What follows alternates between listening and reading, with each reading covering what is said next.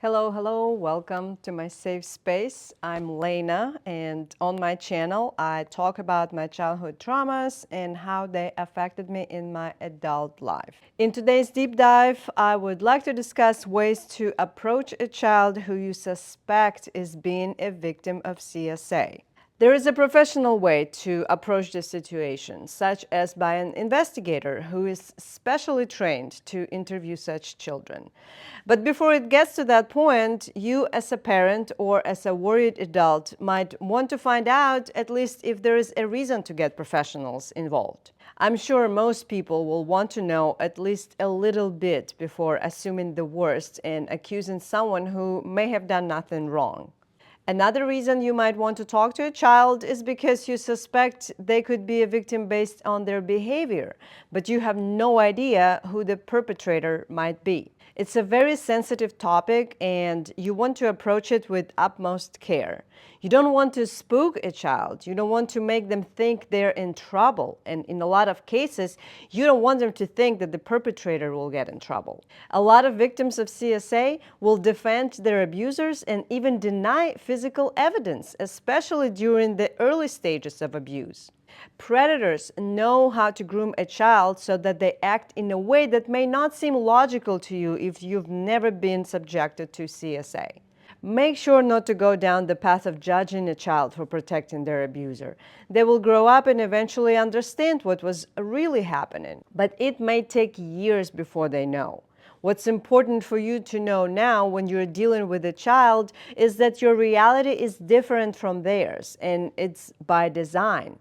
Their reality was distorted by a sick adult who took advantage of their authoritarian position. I won't pretend to know what's the perfect or the best way to approach a child who's a victim of CSA, but I can tell you what would possibly have worked on me when I was actively abused by my dad. I can almost guarantee if back then you started asking me any questions that I would interpret as an attempt to find out my dad is doing something wrong, I would give you answers you wouldn't be able to use against him. He conditioned me to believe that what he was doing was good for me, but it was our secret, and it could only be happening as long as I kept it a secret. I thought that this was how he expressed his love to me. No one else loved me. I was a child deprived of love by my mother or caregivers.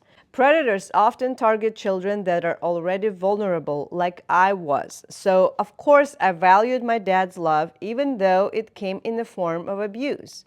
See, I didn't think it was abuse at all. And now you're here asking me questions that I know answering truthfully would potentially mean that my dad would stop loving me. You are now a threat to me. You want to take my dad away from me. On top of that, I know my dad is going to get in trouble, and what that means is that my grandparents will be mad at me too. So I will lose everyone that I thought cared about me, or at least had to care about me. See what I'm saying? If you approach a child in a mental state like I was in the first couple of years of my abuse, it would be extremely difficult to convince me that my dad is doing something bad. During a later stage of my abuse, it would be easy. I knew what he was doing was extremely wrong, and I was hoping that some adult would worry about me enough to find out the truth. I wanted someone to know, but didn't have anyone in my social circle that I thought could help me. Not a single adult came to rescue me, and I didn't initiate the rescue mission myself either because I was just a kid. Bottom line, you gotta figure out how to pull the truth out of a child that is in their first stage of CSA, the denial stage. I can only guess what would work on me during that stage, but I think you could have success finding out the truth if you made it seem like you're okay with what my dad is doing. You just want to know more because you're curious. Either as a friend or maybe as a doctor, you wouldn't want to come off as worried, just curious, because if you give off this worried energy, a child will get scared that their abuser will get in trouble or that the child will get in trouble. If I sense that you didn't approve of what was going on, I would potentially never tell you the truth. Instead, if I were you, I would ask questions like, Tell me more about your special bond with this person. I hear you're real close friends. You could also say, I notice you and this person spend a lot of time together. What is it that you guys do? You play games? Like what kind of games? I would encourage the child to share as opposed to confess. We're just talking. No one is in trouble. Don't say that though. It's too obvious, even for a child, that someone is in fact in trouble when you say that. Now you want to pay real close attention to what they say. Are they being reluctant? Do they have difficulty describing the games? Kids, depending on their age, don't know names for certain actions. They simply don't know the terminology. You could use dolls to act out their games they play with the suspected abuser. Make it a fun game. Don't explain, no, they didn't, or anything like that when a child starts telling you the details. Don't come off judgmental, worried, or grossed out. Try your best to pretend you're just having a conversation about this friend or about dad, stepdad, brother, auntie, babysitter. As long as you act like you are not getting anyone in trouble, you have a chance at finding out the truth. When I was in my denial phase, I was so excited that my dad came back and he loved me so much that I wanted to tell somebody, not because I wanted to confess, but because I wanted to sort of brag about it. I told my childhood friend that my dad was kissing me like people kiss in movies. I didn't tell her more than that. I was just trying to see her reaction. She was grossed out, rightfully so, and I shut down after that and didn't tell her the rest until I was 35 years old. She doesn't remember me telling her anything. We were too little, and she has her own traumas where she actually doesn't remember much from her own childhood, let alone mine. So imagine this situation. A child might want to tell you if they sense that you're going to approve of what they are about to say. Now, I'm very against lying to children. I think kids like me specifically because I tell them the truth. I can decode the truth, make it sound simpler, but I don't lie to them. So in normal circumstances, I would never suggest deceiving an innocent kid, but this is a different situation. It's a serious situation with devastating circumstances, especially if it isn't handled quick.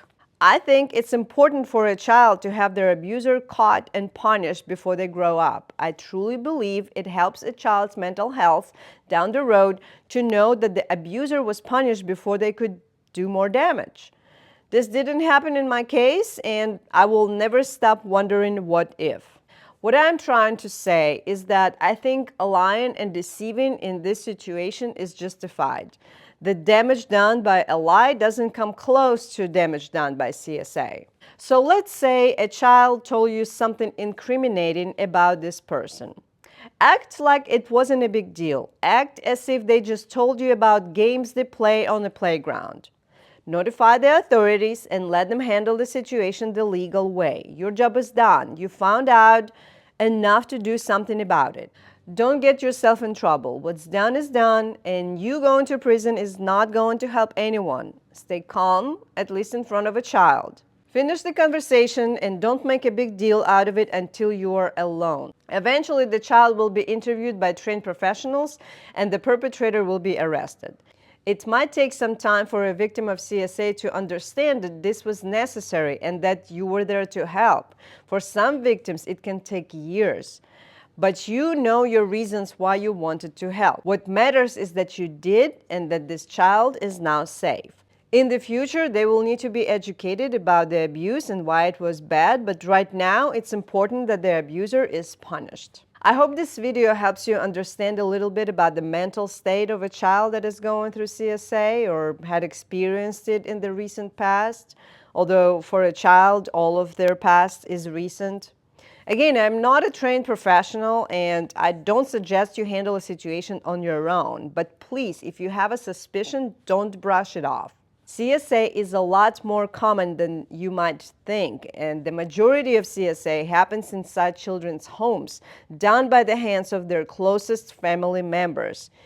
You might know a guy and he might be your best friend and your kids adore him, but at home, alone with his son or daughter, he is doing things that you won't be able to process in your brain. If you suspect something, do something. A lot of people refuse to believe their loved one is capable of something like that, and they end up calling a child a liar. This is the worst thing anyone can do to a victim of CSA.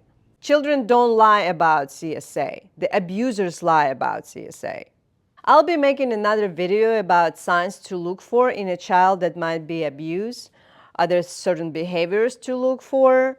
I'll tell you about signs I was showing to help you understand a little bit more. A lot of you seem to want to help other children and don't know where to start. I hope today's deep dive helped you a little bit on your thankless journey. If you're one of us yourself, thank you for being here and for commenting under my videos. I've read hundreds of stories and each of them is heartbreaking. But you know what? If you're here, it means you have hope. You're either researching your own symptoms or your algorithm picked up on the state of your mental health based on other videos you've watched. That's how I started my journey to healing years ago. So just know, healing is possible and you're on the right path. And if you're watching because you want to help others, please make sure to watch my other videos because each of them will have clues to what it's like to be a CSA survivor. And thank you from the bottom of my heart for being so awesome, so empathetic, so loving and caring. I needed you when I was a child, and now I have you here as a viewer. I will take what I can. Here are some of my other videos you can watch. Hit notification bell so you don't miss my new videos. I post every Saturday. Thank you for coming to my safe space, and I will see you in a week. Bye.